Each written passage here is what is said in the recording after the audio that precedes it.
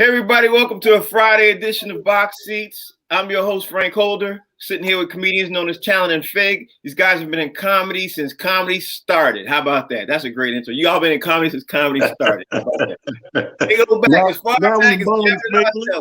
Huh? I said, now we Moms Mabley in them, huh? Y'all go back as far back as Abbott and Costello, man. These guys have been in comedy since Def Comedy Jam before around that time. Comedy films, comedy film festivals, comedy commercials, all that. Now we're in a comedy sports show. And since we got so much to talk about, I want to jump right into a couple of things. Let me just first get the COVID report out the way. The Kansas City Chiefs people are looking into more of seeing whichever Kansas City Chief players might have COVID. There's supposed to be some huge results supposed to be revealed later on today because of what happened yesterday where the Kansas City Chief players was in line with the barber who had COVID. In other news, real fast, the Los Angeles Angels traded for Cardinals outfielder Dexter Fowler for a player to be named later. And Diane Durham was the first Black gymnastics champ. She passed away at the age of 52. And I was a little disturbed to hear that because she passed away supposedly because of a sickness. They didn't want to reveal what the sickness was, but she was only 52 years old. She made gymnastics history. And she passed away last night. Really, really sad to hear that. Wow. Yeah, really sad to hear that. I wanted to ask a question. I want to jump into this LeBron James thing, but before I jump into that, I want just real fast. I want to ask you guys a couple of questions. The NBA is moving forward with the All-Star game, right? There's a big thing about the NBA. You know, we've been talking about it for the last couple of days. And because of that, the NBA has said, like I said yesterday, the day before, they're definitely going to have this one day where they're guaranteed to have that. The NBA Players Association have agreed for one day. Today, the NBA Players Association is supposed to agree for 2 other days, which is the other stuff. Now, it's in the hotbed of Atlanta that we've been discussing. There's supposed to be no people allowed in, for the NBA, the slam dunk, no people allowed for the 3-point, but they're supposed to be allowing 10 to 15,000 people in for the All-Star game. Again, it's the hotbed. LeBron James has been very adamant and very angry about the fans coming in and them even having an All-Star game. Now, I'm gonna say this for the record. I understand every point he said. Now let's go through the points. I'm not even gonna talk about the history he made yesterday. Let's just talk about the All-Star game. Then I want to talk about the history he made. First of all, he said this morning and last night, he said he was told at the beginning of the season, because he was upset. He was against, let's say this, let's lay down a brickwork first. He was against the NBA season starting so soon. Remember this? The NBA season was supposed to start in January or late December and start further in. He liked that. He agreed, and he got the rest of the Players Association, him and Chris Paul, he agreed for them to start the NBA season as soon as it did, when they only had 77 days off after they won the NBA championship. Groundwork is laid out. Now he hears that, we are having an NBA All-Star game and we having it right now, and we're going to do that. And because of your obligation and you signed your contracts, you have to participate. That's the groundwork. He came out yesterday. He said he's very upset about it. He didn't want to do it. He doesn't think we should have it. Now I laid out all the groundwork, Talent. Now we were having a discussion about this off the air. Now you tell me what you think. Well, I think this, first of all, I think that he has a valid point to be upset, to the point of no one likes to cut a deal or an understanding and in the middle of the movie it changes. That's wrong. That should make you feel some sort of way. Depending on how deeply detrimental that is, maybe that can be worked past or not or whatever. So your feelings on that are absolutely correct. As far as when I read deeper into his statements and comments, he's also going as far as to complaining about the time had, how many times to rest and turn around and second half of the season and all that. That's where I kind of disagree with the situation, because again, he didn't voice any concerns of, a COVID type of thing. It was more of a rest type of thing and recalibrating that, in his words, this is his words, recalibrating for the second half of the season. Now, in that essence, I'm like, I don't really feel you on that. I feel like it's not that big of a deal. The players do get rest, some to speak. So you're not doing back-to-back games or the certain amount of travel, whatever the case may be. Those 5 or 6 days that people would have off of that All-Star week, You're just going to where the festivities is or whatever. He said himself, I'm not going to be in it mentally. Physically, I'll show up, do my obligation, but I'm not going to be in it. I think that's throwing a scar on the situation for guys like me, who's a fan of the game, who's going to tune into the All-Star game. You know, if I'm tuning in knowing that my favorite players don't really want to be there or whatever case may be, now we're back to really the same thing we've been talking about all year with players like James Harden not wanting to be in Houston. No one wants to watch a player be somewhere they don't want to be. Yeah, great. Okay, all right. Let me throw it to Fig. Fig, you tell me what you think, because then I want to have. I mean, the thing is with me, it's like, look, man, if it's about a safety issue, I get it. You know what I mean? If that's his concern about it, you know, it not being a safe environment for the players, it not being, you know, with them letting in fans and all that stuff like that. But if it's a rest issue, I don't get it. I don't understand the rest issue. 77 days is equal to about 10, 11 weeks off. You know what I mean? 10, 11 weeks is a long time. Now, I don't know many people that could take 10, 11 weeks off if they have a job. And at the end of the day, it's a privilege to be in the NBA and to play. It's a privilege to be selected to be an all-star. I mean, it sort of takes the privilege out of it when you complaining about the fact like it's something extra that you have to do, like it's a burden. How could it be a burden and a privilege at the same time? That part about it, I don't get it. The rest, I don't get it. To me, the whole thing is just the mentality is just a softer mentality. Guys that make it to the league, it's a privilege. You know what I mean? Guy that have an opportunity to play in the NBA, it's a privilege. Right. Why are you complaining about a privilege? That doesn't make any sense to me. So what if you play 72 games, 82? So what? It's a privilege to be in the NBA. All right, let me throw in some rebuttal to this, okay, to both of you guys, because let's look at it like from a different point of view, because I understand everything you all saying. I don't even really disagree, but let's look at it from the rebuttal side of things. Ever since LeBron came into the league, hell, ever since every player who's playing right now came into the league, they've averaged 6.5 months off. They don't play back. They're not used to playing back to backs. This season, curveball got thrown in because of COVID, right?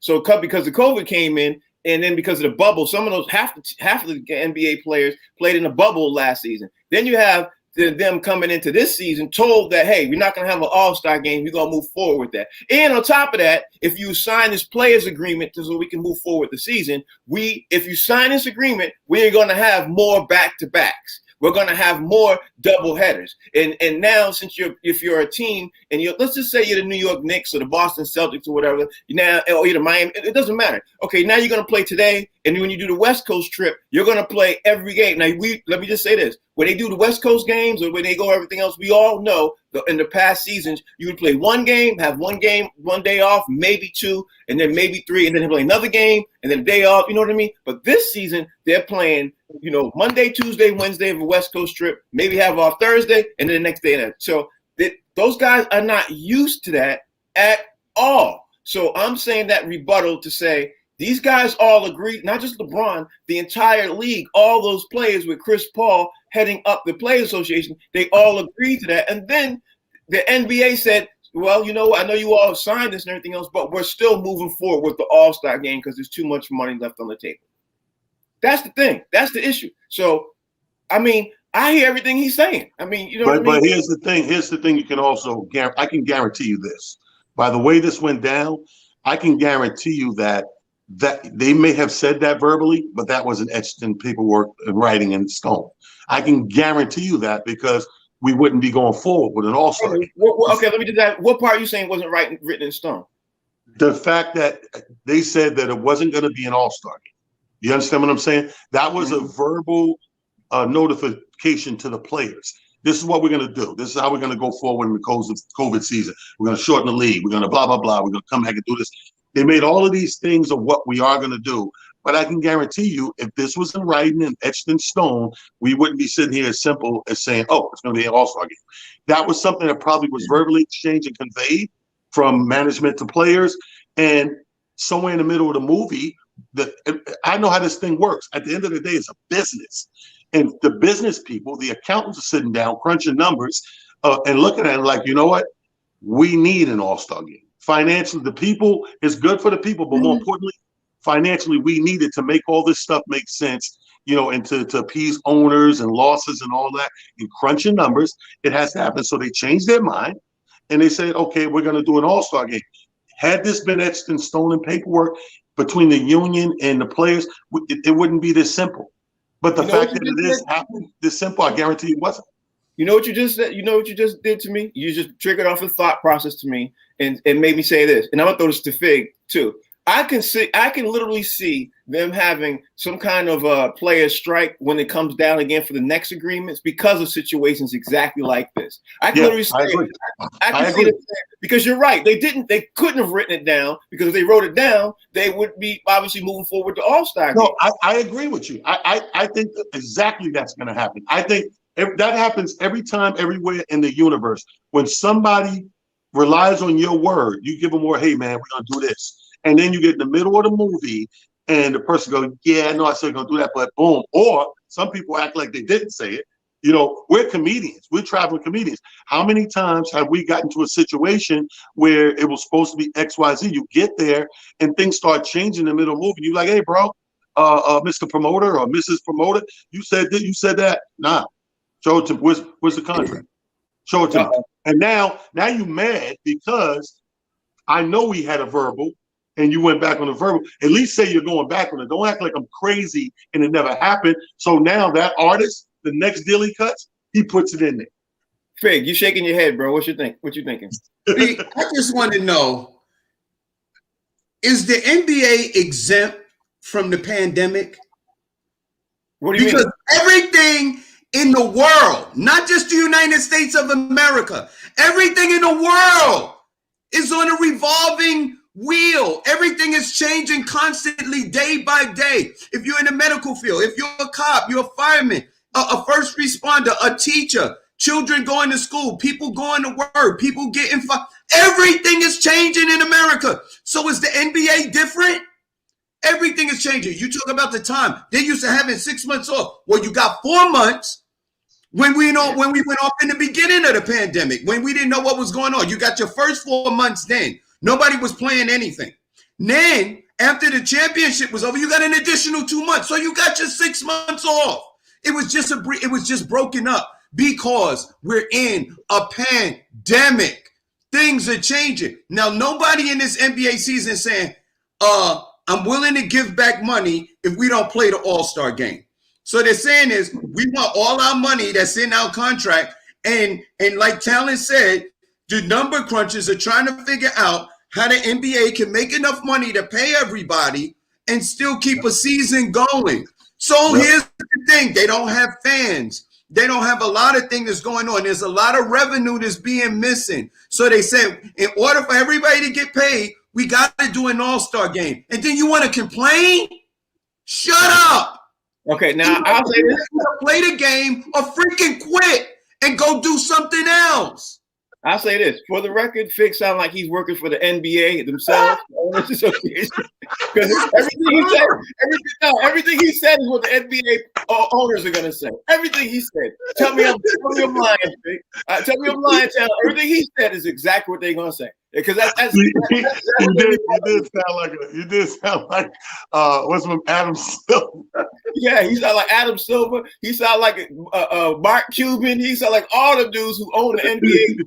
Like, we all shut up. You know, that's what he sound like. Y'all just need to play the game. Damn it. We're trying to make some money to pay you all. Yeah. But again, I tell you this, most of the guys. Here's the funny thing about this whole thing. The guys that usually get selected to play in the All-Star game are generally the guys that make the most amount of money in the NBA. Yep. These are the multi-million-dollar contracts. So you want your multi-million-dollar contract, but you don't want to play one game one All-Star game, like it's one weekend, dude. Like really, like think about everybody else. Hey, Vic, You know what I mean? doing what you love to do, by the way. You know what I mean? Like, yo, listen. How many of us that love the game of basketball, if we had an opportunity to do that, we play for free. This is something we do for free. But you getting paid millions of dollars and you want to complain? Really? I mean, you in first-class hotels, you flying private jets, you get the best food, the best treatment, the best like shut up. The people who are complaining, the people who we hear complaining are the best players because the cameras run up to the best players. I'm sure the guys who will make it into the All-Star game, they're all the best players, but I'm sure the rest of the guys who are getting the break off and aren't going to the All-Star weekend, I'm sure they're not complaining. I'm sure they're sitting there with their 5 days off like, shit, let those dudes just say the best, let them get, because they got to keep working. I'm going to go to Tahiti. I'm going to go to Bermuda. I got 5 days off. No, you're not. And I think it's all words because here's the thing. You don't hear me give a ton of credit to LeBron, but I will give this kind of credit.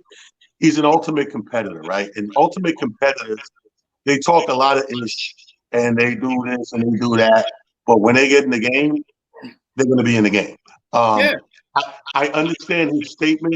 His statement is 100% correct in the terminology of, I feel like it was a slap in the face because it's a principle thing. You told me red and you bring blue. All day, every day. I can relate with that all day, every day. It felt like, this is his words, it felt like a slap in the face. I get it.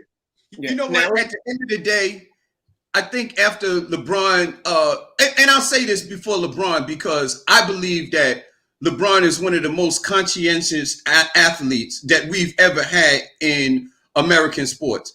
I think that once he has an opportunity to sit back and take in the gravity of what the whole world is going through, then I think he might take another position because, and think about it, there's a lot of players that are not going other places because they got COVID there too.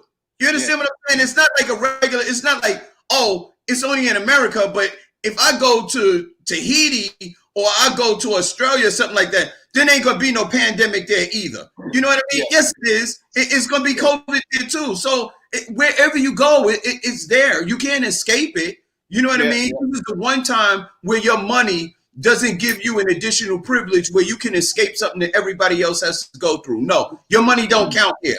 There's COVID everywhere.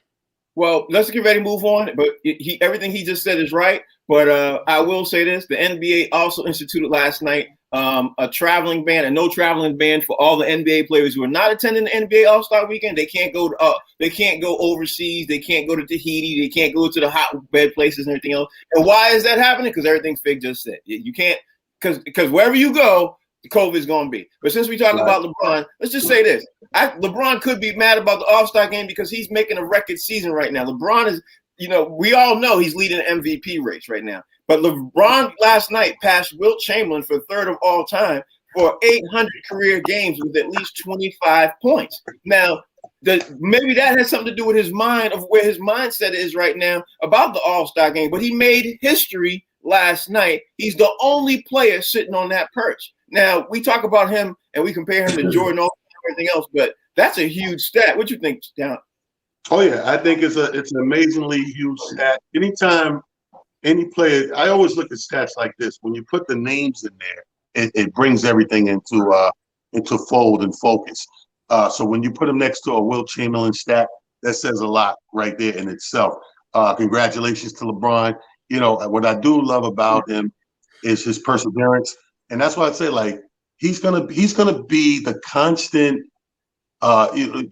competitor.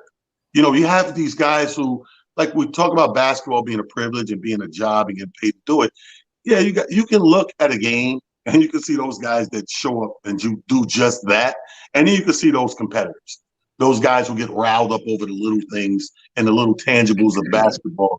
This is just another accolade that the man is laying on the utility belt. How Batman had that utility belt, and there was a bunch of stuff in that belt. If you ever watched Batman, it was like he had everything on that belt. Everything. I don't care what the situation was. This is what's happening with LeBron's utility belt. He's putting everything in there. Kudos. you never cease to amaze me with your analogies, and today was Batman. I don't know how you do it, but I mean, never. We've been doing this show for 5 months, and every single day for 5 months, you got a different analogy. Anyway, Fig, what's your thoughts about LeBron James making history? LeBron James passing Wilt, and he's sitting on a perch all by himself in at least this category. Felix the Cat, man. Something else he added to the bag, man. He just another brick he pulled out of the bag, man. I get it, man. I don't want to say anything because it's a milestone. I know you know I'm going back to that old school thing, man. I just hate the fact that the rules change. You know what I mean? But still, even till this day, he's the only one to do it in the era of the 3-pointer and stuff like that. My only caveat to it is that the guys that he's passing didn't shoot 3-pointers. So you have a little bit of an advantage. It's almost like a win-aided world record in track. They don't allow it. You can't even get win-aided in track. Everything has to be equal in order for you to break a record in other sports. And I just don't like the fact that the NBA changed the rules and then still allowed you to break records at the same time. To me, it just doesn't seem fair. What would be fair is if you took away 1 point from all the 3-pointers and then see if he could break the record then. That would be, unless it's a 3-point record. You know what I mean? Like Steph Curry is breaking the record for the most 3-pointers, but everybody that he's breaking the record shot 3-pointers. So it's equal. You know what I mean? You breaking a record with shooting 3-pointers, but the guys that record that you breaking, they didn't shoot threes. So they're like missing points. You know what? Milestone, but to me, it's like jaded because it don't seem fair. Fig, you always never cease to amaze me either. You always figure out a way how to put some kind of pin in LeBron's, victory parade. You always go, hold on, we put this pin. What I do? You know what I mean? If I'm a LeBron James fan, I'm sitting at home watching this show, I know for certain the Fig is going to put it. No matter what LeBron James ups, we gonna get him. He gonna put a pin in that cushion right there. He gonna hold up before you get all puffed up about LeBron. Let me just put a pin in this real fast. He said take a point away out of every. You know it was coming because his mannerisms wasn't happy. He was like, "What do you think about the accolades?" You know what, man?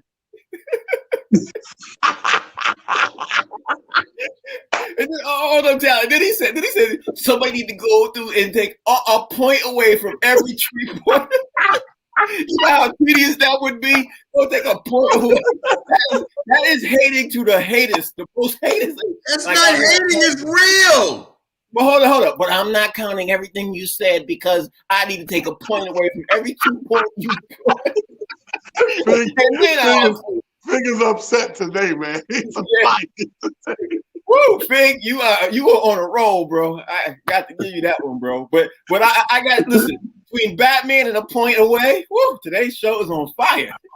All right, let me move this. Let me move the show on because I got to do what we got to do before we bring in Rodney Perry. We got to make our picks, do the top dogs, and everything else.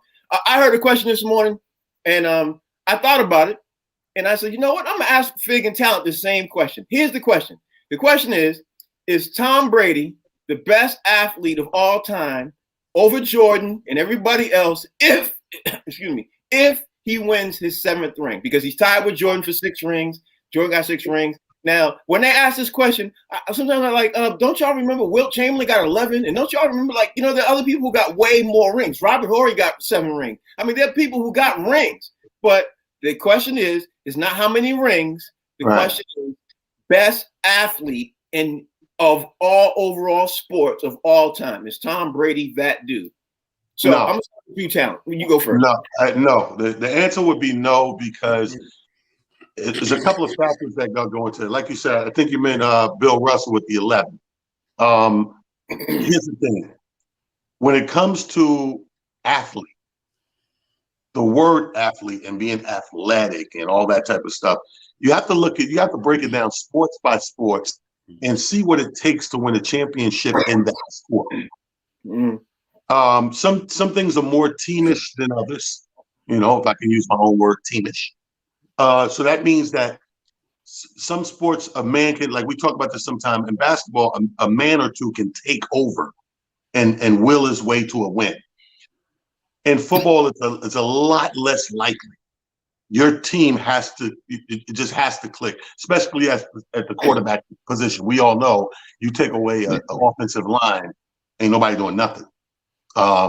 So you need different moving parts to get to the winning part of it when talk about championships. So my answer with that would be no, because of that reason. And I would put a guy in an athletic sport like basketball, which is way more physical trying to the body as far as the constant movement of it, and over the year, in and out of the seasons and over the years, I wouldn't put a football great above a basketball great. So I would still say, argumentatively, the Kareems and the Jordans, those guys are still going to be greater. Okay, let me just say this before I throw it to Fig. Dan Orlovsky, he made a great point. This is what he said. He said, in football, the quarterback is the pivotal piece of the football team, and he drives the team forward. Because, you know, in basketball, you don't have that pivotal. The closest you have is a point guard. But you know what I mean? But in football, if you don't have a great quarterback, you're not winning nothing. Like, it's just, no matter how good your team is, you know, you got to have at least an okay quarterback, because he steers the whole team, and he steers the team forward. You go down the field with a good quarterback and everything else. So I thought his point he made was a great point, but I agree with what you said too. I'm not sure if it's best athletes. So let me throw it to Fig, since he's sitting there making faces. Fig, what you think? First off, nobody never equated Tom Brady with athletic. Never. It's never been done. Did you see his combine? Did you see him run the 40-yard dash? Is that athletic? We're calling Tom Brady the greatest athlete.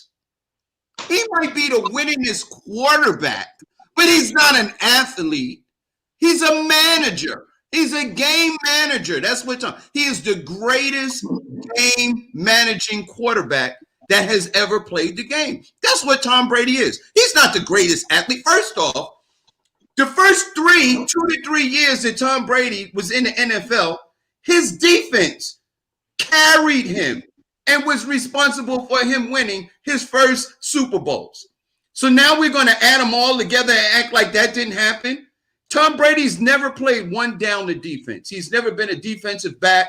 He's never been a linebacker. He's never played the line. He's never been a safety. Tom Brady plays quarterback. When you're talking about NBA players, they play both sides of the ball. Until NFL players start playing both sides of the ball, they can never be the greatest athlete to ever play the game. Tom Brady is the winningest quarterback that's ever played in the NFL, period.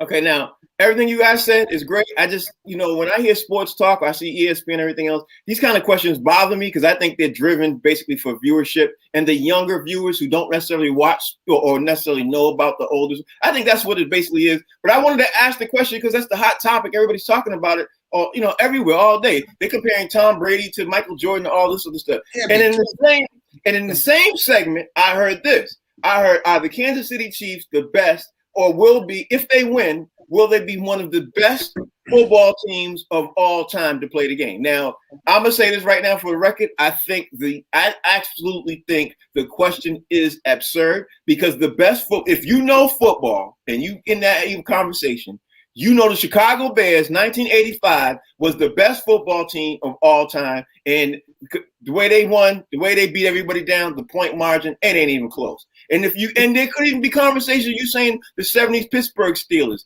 of the 70s. You could even have a conversation about the Dallas Cowboys of the 70s. But the Kansas City Chiefs, better than the Pittsburgh Steelers, better than the Dallas Cowboys, better than the Chicago Bears of 85? That's just my say. Now, everybody has their own opinion. So, Talent, what is your opinion? Kansas City Chiefs the best if they win? No, I think we're missing a bunch of great teams over the years, man. And I think it's very hard to pick the best team of all time. It's very hard. You had some San Francisco teams in there with Montana. You're right. You had Pittsburgh in there. You had Dallas. You had a lot of teams that had these. Even though they didn't win, Dolphins. I was going to say Miami. Somebody put 72 Dolphins. Thank you. You got a lot of teams that can be argumentatively in that conversation. I think they're so far removed from getting in that conversation yet. I think in the last 15, 20 years, the mental of football perception has changed. And I think people are caught up in, if you get 2, they start talking great. Yeah. Two, they want to throw you in the great conversation.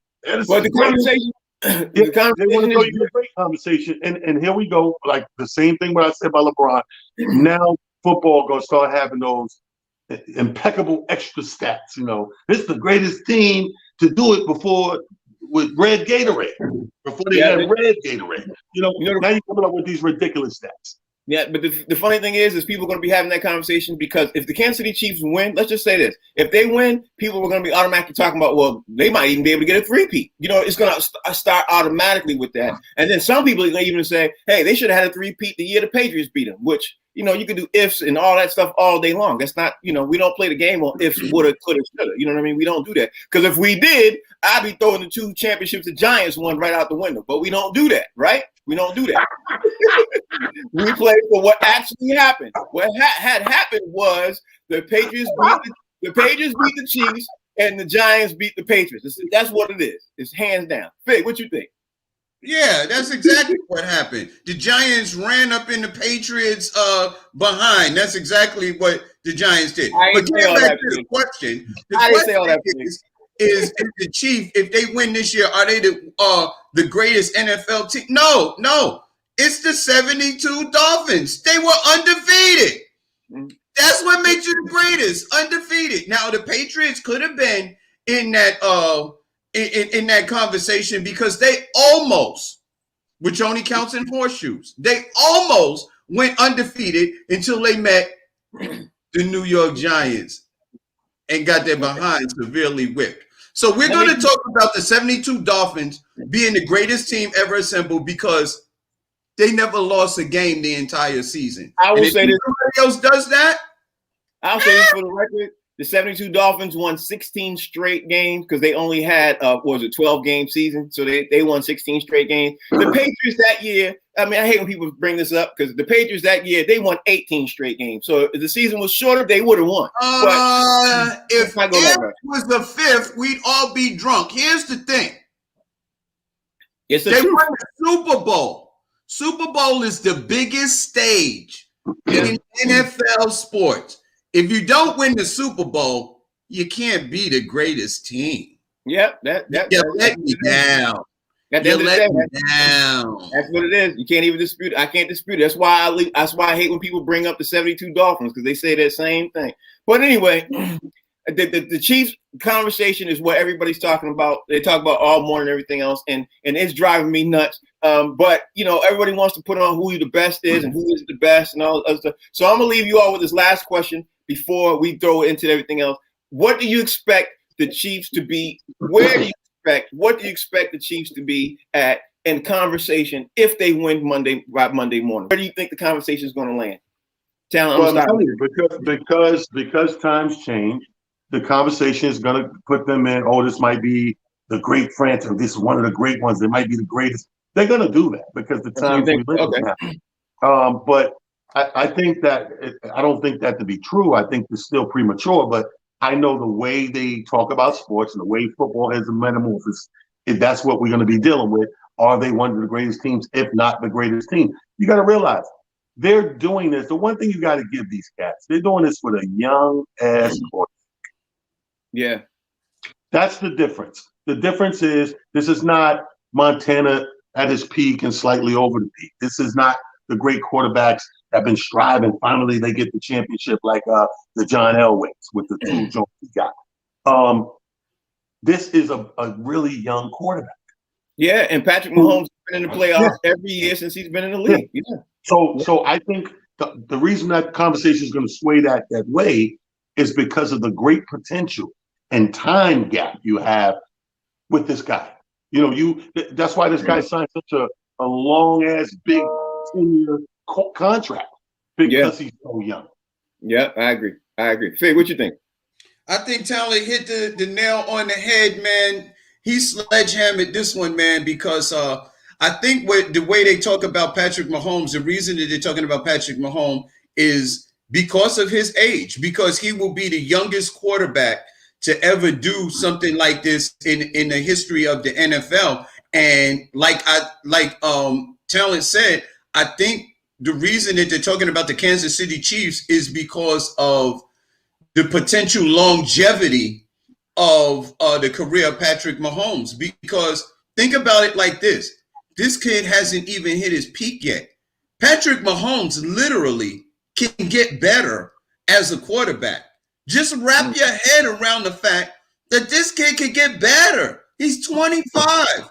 Quarterbacks, here's the funny thing is that you usually don't hit your prime as a quarterback until you're somewhere between 29, 30 years old.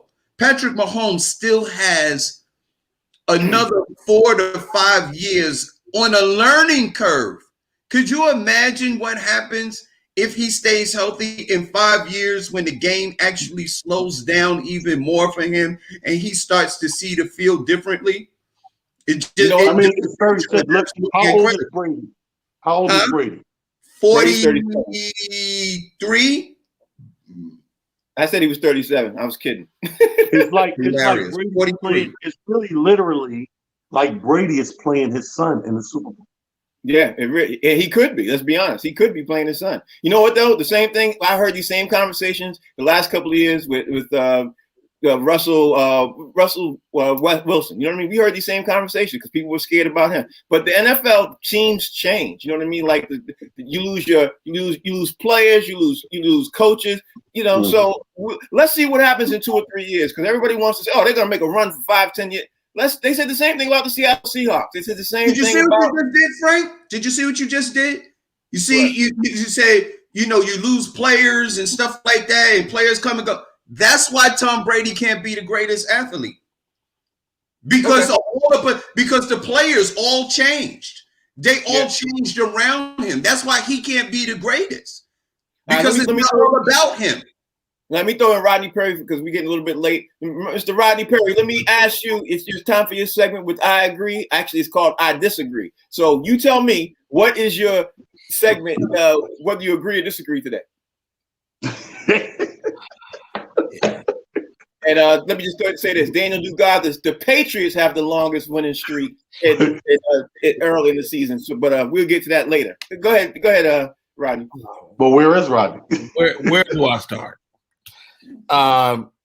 If Kansas City, here's what y'all leaving out. It matters who you beat. It matters who you beat. So if Kansas City beats Tom Brady, if Patrick Mahomes beats Tom Brady to win a Super Bowl, yes, he is the best quarterback, the best team all time. All freaking time. Yes, sir. Write it down. You beat Tom Brady, arguably the GOAT. The GOAT. And you beat him, I don't care if he's 76. You beat him, you get the designation. Point made. Tom Brady, best athlete of all time. I mean, we can take shots at the man's athletic prowess. Right? We can say he's slow. We can say he's this, he's that. He's not Usain Bolt. But he leads men to war.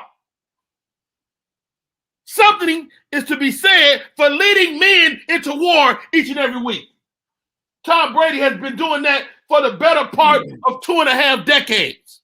That counts for something. I would like to call him the best general of all time, but he's not in the Army or the Navy.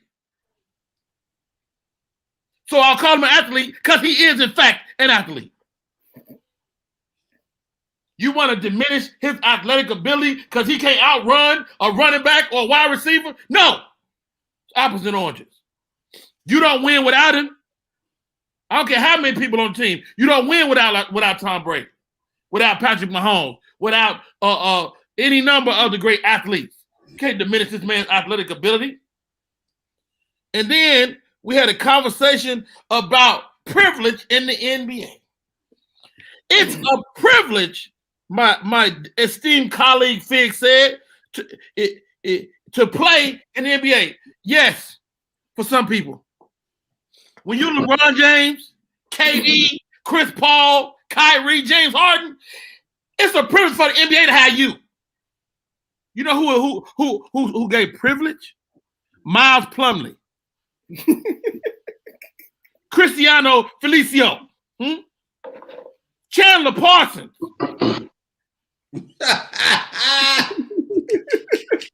It's a privilege for them fools to play. LeBron made history, man. Oh, Jesus. LeBron made history. And I was saying to myself, how they gonna spin this out? And I thought it would be Talent, to be honest. I thought Talent would find a way to spin this, but Talent said, you know what? I acquiesce. Talent said, you can look that up. That's a real word. Talent said, I'm gonna step back, Rodney Perry. You know what? Let's give it to LeBron today. And then the light-skinned one stepped up with well, if we can take a point away. What they do that at? The man is one of those records, right? You look at the record. The man is, I mean, when you know you're on track to do this 1,000 times, when you know you're on track, it's easy to falter. At 700, 800 games, you can falter. But he still kept. We gonna take it away because he shoots some threes sometimes. Really? Really big. But what if we take it away? He made it me. He shot a lot of threes. Well, how about this?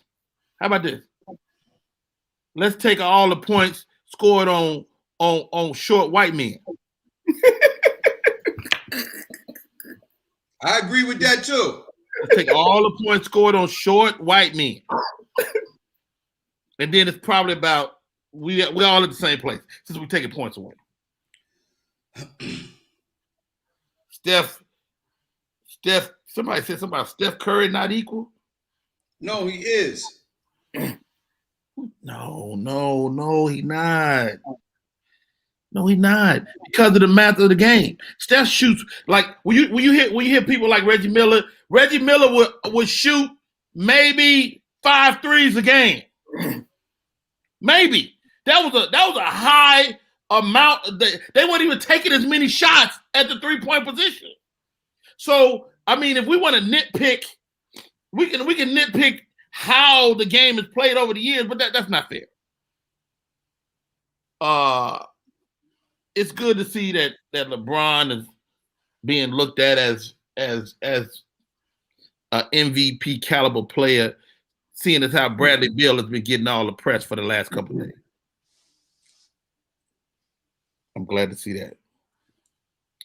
I'll close with this because I know we got a lot of work, a lot of stuff to do today. Potential strike. Here's the problem with being a professional athlete. It's very difficult to negotiate with ownership. You're at a loss in position from day one, right? Mm-hmm. And they give you the illusion of power, right? The illusion of power. It feels like, I'm LeBron James. I should be able to do this, that. I should be able to say but here goes. You don't own nothing, dog. You don't have no ownership, no real estate. You don't own nothing. That in itself is a problem. There is no negotiating. From time to time, they make you think you got some power. To hold a team over a barrel. That's why people like James Harden don't give a shit about holding a team over a barrel. Mm-hmm, mm-hmm. Teams don't care about them. It happens all the time. We only hear about the big stuff, but when a guy has to move up his family in the middle of the night to go across country to play with a different team, nobody talks about that. We only hear about the big guy, the top 2% of the league. You don't hear about the guy that's got to pick up his family, leave school, put his mask on, and take his family across country. Yep. You don't hear about that. So they're out of position in general. Finally, in closing, the utility belt was awesome. The Batman, yeah. Big and his hair was nothing short of amazing today.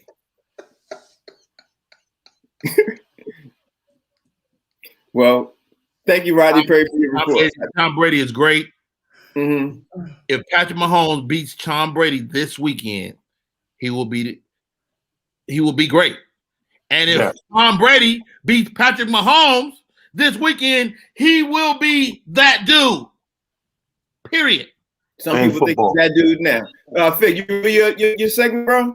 Rodney, thank you for that report. I appreciate that. Your top dogs, you got your top dogs ready? Ladies and gentlemen, let's get into it. The top dogs. This is a very special week, man, because it's full of NBA. So these are the top dogs. I started it off. Help me, just bear with me, ladies and gentlemen. The top dogs, I gave it to 3 players on one team, almost as like they got to share a top dog stage, because the Nets beat the Clippers, and the Clippers are supposed to be, playoff contenders, 124-120. Top dog, Kyrie Irving, 39 points, doing it from every position on the court. This guy is just a magician on the court, inside, outside, 3-pointers, you name it. If he gets in his bag, he's just hard to stop. Kyrie Irving is a dog. Number 2 on that list, I gave it to the Slim Reaper, my man KD, scoring 28 points on 13 shots. That's what I'm trying to tell you. This guy may be the most efficient scorer in NBA history. They call him the Durantula, and he's a dog. Number 3 on this list, ladies and gentlemen, I gave it to James Harden. James Harden, he scored 23 points, 11 rebounds, 14 assists for the triple-double against the Clippers, and he was playing defense on Kawhi Leonard. This kid is a Swiss Army knife. We used to talk about James Harden not playing no defense at all, but he was bodying up Kawhi Leonard. He a dog. Ladies and gentlemen, number 2, because those 3 is just one. Number 2 on my list is Bradley Beal. 32 points, 8 rebounds, 4 assists, doing the damn thing, a one-man wrecking crew over the Heat, 103-100. I gave another one to the Toronto Raptors, my man, Van Vliet. Scored 54 points against the Orlando Magic. 3 rebounds, 2 assists, 123-108. Van Vliet was in his bag doing the damn thing. You can't tell me that Van Vliet ain't a dog. He wasn't even drafted. Next up, the Pelicans over the Suns. The Suns is talking about coming out of the West, possibly making the playoffs. Zion Williamson, he did the damn thing with 28.7 rebound, 6 assists. And this is damn near his rookie year, because last year was COVID. Last but not least, I got my man Kelly Oubre coming out of nowhere, ladies and gentlemen, dropping 40 points, 8 rebounds, 2 assists. The Golden State Warriors beating up on the Dallas Mavericks 147-116. And that's my top dogs. If you like, let me hear ball. All right, now it's time to get in our Super Bowl picks real fast, because the time is really, running through. I'm gonna start with Allen and see if you changed any of your Super Bowl picks, because hey, let's look at the facts now. Facts are Kansas City was affected by COVID. Kansas City is affected by their guards. So I don't know who you picked. I kind of don't remember who you picked, but since it's Super Bowl weekend, the official picks is Friday. Let's put the pick in. Who you got? Yeah, man. I'm gonna go ahead, bro. Yeah. It's a tough one here, Frank and fellas. But I'm gonna go ahead and, for the first time I think in my life, I don't even think I know. I'm gonna go ahead and go with the white man.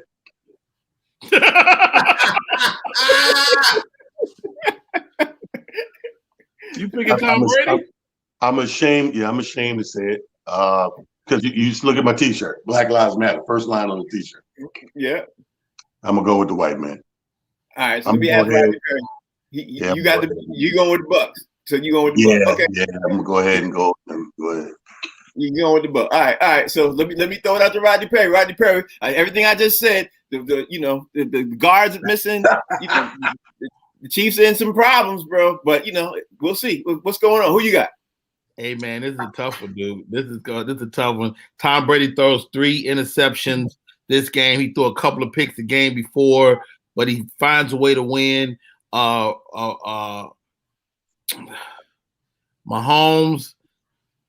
I mean, the guy gets a concussion and plays like it made him think clearer. For God's sakes. Here goes. Don't bet against Tom Brady. Okay. All right. Don't bet against Tom Brady. And for that reason alone, I'm going to take Tampa Bay. AB is back this game, and I think they're going to get it done. All right. Hey, who you got? Well, it seems like I'm the only one. So I'm going out there, baby. I'm always betting on the black. I don't give a damn what the white guy look like, because let me tell you something. The Kansas City Chiefs got a pretty good defense too. And they got the Tom Brady the last time. All you got to do is hit Tom Brady and he get them happy feet. You know what I mean? And this other team got Patrick Mahomes too. I'm going with the dude. I'm going with the young gun. I'm going with Patrick Mahomes and the Kansas City Chiefs to knock them out. All right, let me just say this. There was a phone call. It was made just like this. Tyreek Hill went to the sideline. He said, "Hey, can y'all get some help? Get them some help?" You know why he did that? You know why he did that? Because he was running all over the Bucks the last time they played. I'm picking Kansas City. I think it ain't gonna be close. That's what I'm thinking. I think everybody. Let me say this, man. You know where I'm at right now, right? You picking against Tom Brady, Frank? Bro, I got something going on with talent. Rodney. I got something going on with talent. You have to. To the grave. But I'm in Tampa, and it's something about it being a home game for them. I think it's a perfect storm. That's why I'm going the way I'm going. And that's why I'm going against it, because it looked like Listen, I I'm a Patriots fan through and through. If the game is close, I don't want to hear that argument all summer. That's going to be if the game is close. If the game is close, Tom Brady. Hey, if the game going to be close, it's going to be probably a field goal, less than a touchdown. Game going to be close. But hold on. Hey, Frank, let's make a small box seat bet. If Brady wins, you got to get me a Tampa Bay hoodie.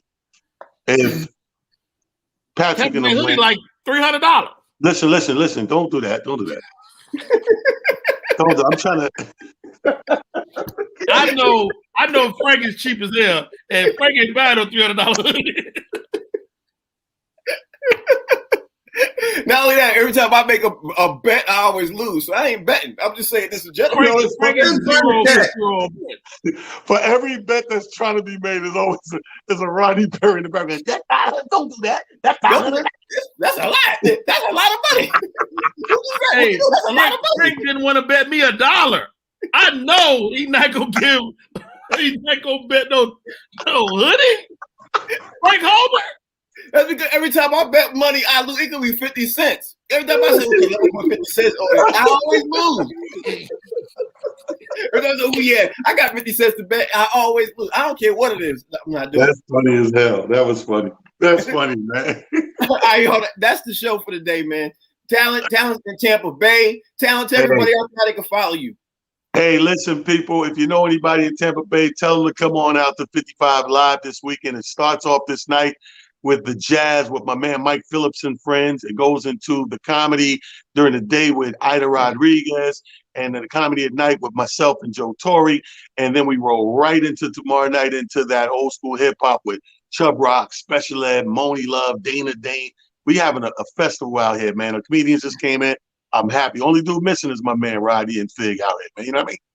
It sounds like it's really a hotbed down there in town. It sounds like it's a hotbed, but I don't know. It ain't no hotbed in this room. You see anybody?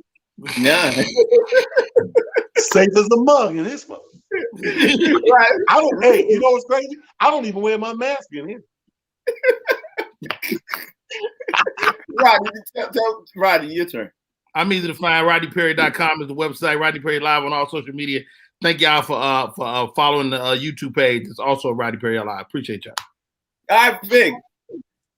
Hey, listen, man, you know what it is. It's your boy Fig at Comedian Fig on all social media platforms. Last but not least, baby, I'm always can be found on the box seats Monday through Friday, 1 to 2 p.m. You better be here or be square because we the best damn sports show on TV.